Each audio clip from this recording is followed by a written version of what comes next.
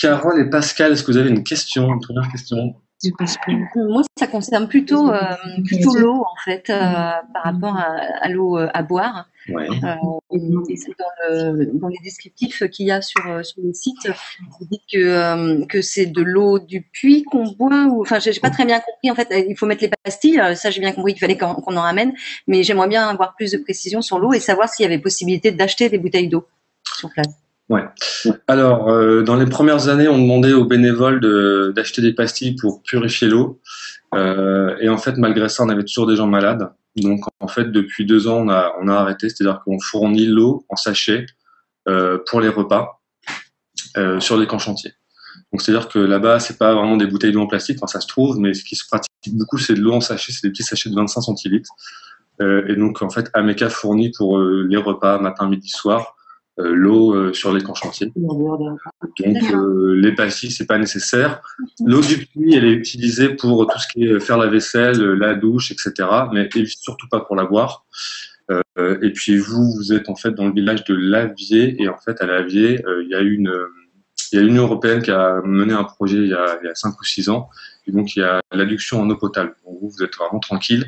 Il y aura même pas les sachets d'eau, ce sera vraiment l'eau il y a quelques points d'eau de robinet dans le village où l'eau est potable. Et sur les autres camps chantiers, on fournit l'eau en sachet. D'accord, il n'y a pas besoin de ramener des pastilles alors? Non, c'est pas nécessaire.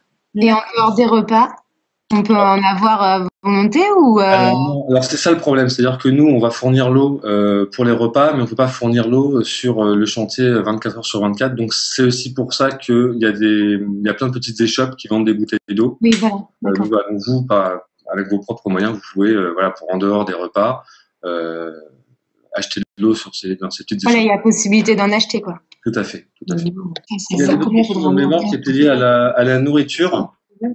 Donc il y a Flora et Loïs qui demandaient quels sont à peu près les plats qu'on va manger et qu'est-ce que c'est que le foufou. Alors les plats sur les camps chantiers. Donc le matin, ce sont on va dire c'est européen. C'est-à-dire que c'est un petit déjeuner avec thé, café, pain, confiture. Voilà. Les autres repas, c'est un mix, c'est alterné, on va dire, européen et traditionnel africain. Donc quand je dis européen, ça peut être des spaghettis avec sauce tomate. Et après, il y a tous les plats traditionnels togolais, dont le foufou. Et alors le foufou, c'est de l'igname ou du manioc, ça dépend, ça peut être mélangé aussi. Donc l'igname ou le manioc, c'est une racine, ça ressemble...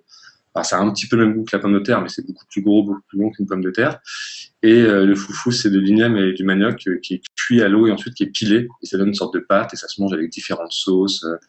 Bon, vous verrez tout ça, mais sauce gombo, voilà, avec plein de produits traditionnels. Et sur les camps chantiers, c'est les bénévoles eux-mêmes qui font la nourriture.